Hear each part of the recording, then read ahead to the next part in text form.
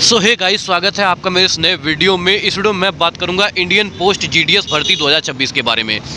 भारतीय डाक विभाग इंडियन पोस्ट द्वारा ग्रामीण डाक सेवक जीडीएस के पदों पर 20,000 प्लस पदों पर भर्ती निकाली गई है। यह भर्ती ऑनलाइन माध्यम से कराई जाएगी। ठीक है, आज मैं आप लोगों को इंडियन पोस्ट में जो नई भर्ती आई है 20,000 प्लस पदों पर, मतलब पोस्ट पर, इसके बारे में आप लोगों को फुल डिटेल देने वाला हूं हिंदी में। क्या इसमें सिलेक्शन प्रोसेस रहने वाला है, कौन कौन इसमें फार्म भर सकता है। ठीक है, और आप लोगों की जो है भर्ती कहाँ पर, मतलब जो आप लोगों का जो ड्यूटी है वो कहाँ पर लगने वाली है, और इसका मतलब टोटल सिलेक्शन प्रोसेस मैं आप लोगों को शुद्ध हिंदी में बताऊंगा। ठीक है, और आवेदन अप्लाई जो डेट है इसकी कब से स्टार्ट है, सब कुछ मैं आप लोगों को बताऊंगा हिंदी में। ठीक है, लेकिन सबसे पहले मैं आप लोगों को ये पूछना चाहूँगा कि आप लोग यदि इंडियन पोस्ट जीडीएस में भर्ती होना चाहते हैं या फॉर्म अप्लाई करना चाहते हैं, तो अगर आप लोगों के मार्क्स कितने हैं, मतलब जो 10वीं जो 10th क्लास है, CSBC वाले भी भर सकते हैं इसमें, और यूपी बोर्ड वाले भी भर सकते हैं, मतलब कि एज ए नॉर्मल वाले भी भर सकते हैं, इंग्लिश मीडियम और हिंदी मीडियम दोनों भर सकते हैं। ठीक है, तो आप लोगों की 10वीं क्लास में मार्क्स कितनी है, परसेंटेज कितनी है, और जो अंक होने चाहिए वो अच्छे अंक होने चाहिए। ऐसे नहीं है कि मतलब कि जो थोड़ा बहुत कम अंक है, या फिर जो एक सब्जेक्ट में 10वीं में फेल है, या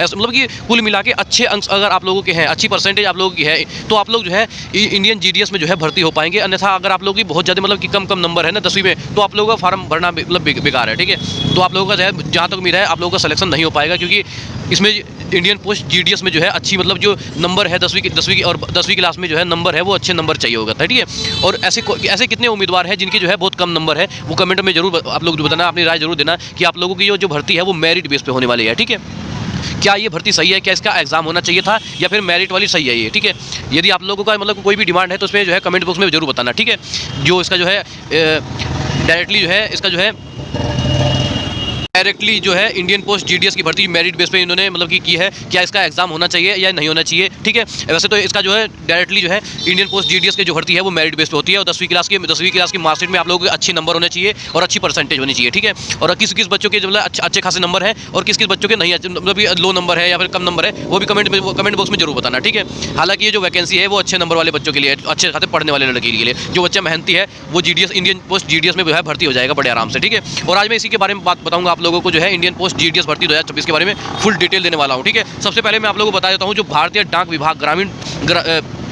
डाक विभाग इंडियन पोस्ट ग्रामीण डाक सेवक जीडीएस पदों पर 20,000 पदों पर जो भर्ती निकाली गई है उसकी जो है महत्वपूर्ण तिथि बता देता हूं। तो 31 जनवरी आज जो है आज ये वीडियो बनाई जा रही है 31 जनवरी 2026। ठीक है, 31 जनवरी 2026 को इसका फॉर्म जो है अप्लाई स्टार्ट हो जाएगा। ठीक है, काफ़ी बच्चे इसमें जो है शुरू हो गए हैं, क्योंकि ये जो अप्लाई है, मतलब जो फॉर्म अप्लाई है इंडियन पोस्ट जीडीएस में 31 जनवरी 2026 को, मतलब आज ही के दिन इसका फॉर्म अप्लाई स्टार्ट हो गया है। ठीक है, और बात करते हैं इसकी आवेदन करने की अंतिम तिथि। ठीक, बहुत कम दिनों के लिए भर्ती आई है, मतलब 14-15 दिन आप लोगों को कुल मिलेंगे। ठीक है, 14-15 दिन आप लोगों को लिए फॉर्म अप्लाई करने के लिए कुल मिलेंगे, ध्यान रखना इस चीज़ का। तो आप लोग जो, अगर आप लोगों के अच्छे नंबर है तो आप लोग जो है इसमें फॉर्म अप्लाई कर देना, कोई दिक्कत नहीं है। ठीक है, ये जो भर्ती होने वाली है वो मेरिट बेस पे होने वाली है, मेरिट बेस और डॉक्यूमेंट वेरिफिकेशन होगा इसमें, आप लोगों की जो है भर्ती हो जाएगी इंटरव्यू के लिए, फिर उसके बाद इंटरव्यू वगैरह होगा। ठीक है, आप लोगों की जो है भर्ती हो जाएगी। ठीक है, आप लोगों ने देख लिया कि आप लोगों का जो है 31 जनवरी 2026, ठीक है, 31 जनवरी को स्टार्ट हो गया इसका फॉर्म अप्लाई, और इसकी लास्ट डेट रहने वाली है 14 फरवरी। ठीक है, 14-15 दिन के लिए भर्ती जो है आई है। ठीक है, उसके बाद 14 फरवरी के बाद आप लोग जो है इसमें ऑनलाइन आवेदन नहीं कर पाएंगे। ठीक है,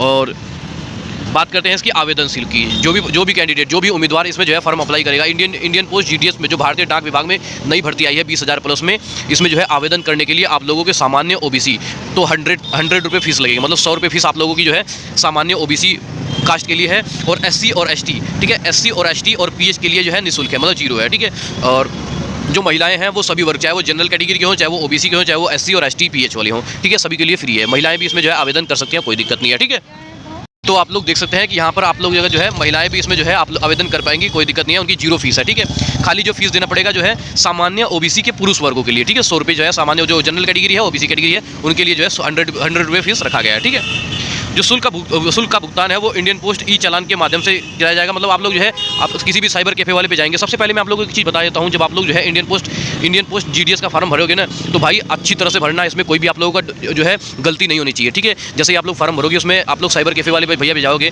आप लोग बोले कि भैया जी को मेरा इंडियन पोस्ट जीडीएस का फॉर्म भर दो। ठीक है, आप लोगों को वहीं पर बैठ के अपना नाम, अपने पिताजी का नाम, अपनी माता का नाम, ठीक है, अपना डीओबी का मतलब होता है जन्मतिथि। ठीक है, सब कुछ अच्छी तरह से भरवाना, चाहे 5 मिनट लगे, चाहे 10 मिनट लगे, चाहे 1 घंटा, लेकिन जो फॉर्म भरते वक्त आप लोग जो है वहीं पर रहेंगे। आप लोग जो है ये आप लोग बिल्कुल भी गलती बिल्कुल भी मत करना, ठीक है। आप लोगों की एक मात्रा आप लोगों की डॉक्यूमेंट वेरिफिकेशन के वक्त आप लोगों को दिक्कत आ सकती है, ध्यान रखना इस चीज़ का, ठीक है। ठीक करवाते करवाते आप लोगों के कई दिन ऐसे ही बीत जाएंगे, ठीक है। तो पहले से ही आप लोग बिल्कुल रेडी रहो, बिल्कुल तैयार रहो, जो डॉक्यूमेंट्स है सारे अच्छी तरह से बिल्कुल जो है तैयार कर लो, पासपोर्ट साइज फोटो तैयार कर लो बिल्कुल, ठीक है। अपने डॉक्यूमेंट्स कागज वगैरह टीसी मार्कशीट सब कुछ जो है अच्छी तरह से देख लो, ठीक है। और 10वीं के बेस पे यह भर्ती होने वाली है, ठीक है। मैंने इसकी बता दी जो है महत्वपूर्ण तिथि बता दी है आप लोगों को, आवेदन शुल्क भी बता दिया इसका, और जो है आयु सीमा के बारे में बता देता हूँ आप लोगों को। जो इंडियन पोस्ट ग्रामीण डाक सेवक में 20,000 प्लस पे जो है वैकेंसी आई है, इसका जो है न्यूनतम आयु आप लोगों की जो है 18 वर्ष से लेकर 40 वर्ष तक के होने वाली है, ठीक है। 18 वर्ष से लेकर 40 वर्ष तक की जो है उम्मीदवार इसमें जो है शामिल हो सकते हैं, ठीक है। आप फॉर्म अप्लाई कर सकते हैं, ठीक है। आरक्षित वर्गों के लिए सरकारी नियम अनुसार जैसे SC ST OBC के लिए जो है 3 साल से लेकर 5 साल तक की छूट मिलती है आरक्षण की वजह से, ठीक है। और बात करते हैं पदों का विवरण, ठीक है। पदों का विवरण डिटेल, जो आप लोगों का टोटल पद है वो 20,000 प्लस है, ठीक है। 20,000 प्लस पदों पर जो है वैकेंसी आई है, ध्यान रखना इस चीज़ का, ठीक है।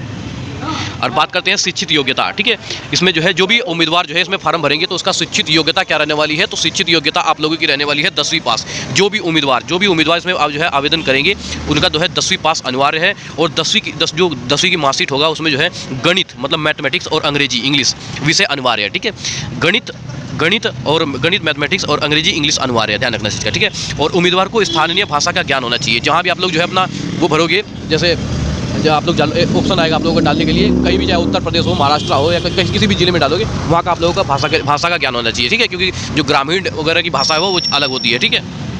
और बात करते हैं इसकी चयन प्रक्रिया की। जैसे मैंने आप लोगों को बताया कि चयन प्रक्रिया इसकी है 10वीं के अंकों के आधार पर मेरिट लिस्ट में होगा, ठीक है। कोई परीक्षा नहीं होगी आप लोगों की। तो आप लोगों के जो है 10वीं की जो मार्कशीट है उसमें अच्छे नंबर होने चाहिए, ठीक है। आप लोगों की कोई मतलब कि वैसा नहीं है कि कम नंबर है तो आप लोगों का सिलेक्शन नहीं होगा, ठीक है। इसमें जो है अच्छे नंबर होने चाहिए, अच्छी परसेंटेज होनी चाहिए, ठीक है।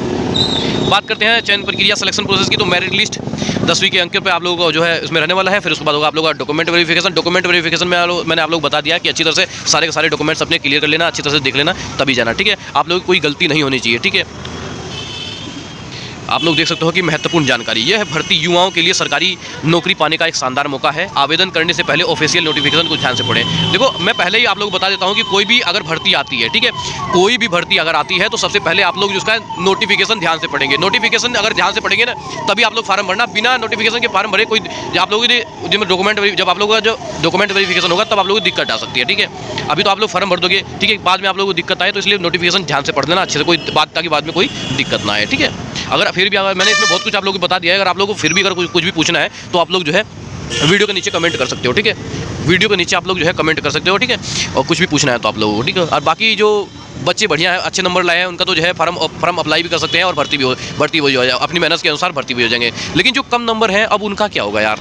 अब सोचने वाली बात है कि मतलब जो कम नंबर उस टाइम पे मतलब नहीं मेहनत कर पाए या फिर उन्होंने नहीं ध्यान दिया होगा इस चीज़ की कि आगे ऐसा भी होगा कि मतलब कि मेरिट के बेस पे अगर नौकरी मिलने लग जाएगी तो फिर क्या होगा, उन बच्चों का क्या होगा जो मेहनती भी थे और उनके बहुत कम नंबर आए। मतलब जो अपनी मेहनत किया उन्होंने लेकिन बहुत कम नंबर आए उनकी 10वीं में जो है, जैसे कि 47%, 48%, 50% वाले बहुत ऐसे स्टूडेंट मिलेंगे जो उनकी जो है 47, 48, 50, 51 है, इस तरह के मार्क्स, इस तरह की परसेंटेज आई हुई है। तो वो बच्चे कहाँ जाएंगे। तो मतलब कि आप लोग वो वाले बच्चे भी जो है कमेंट कर सकते हैं। आप लोग अपने बताना जरूर कि आप लोग जो है क्या करोगे, क्या आप लोग की कुछ डिमांड है तो बताना, ठीक है। तो ये जानकारी आप लोग कैसे लगी आप लोग जो है कमेंट बॉक्स में बता सकते हैं। मिलते हैं किसी नेक्स्ट वीडियो, तब तक के लिए जय हिंद, जय भारत।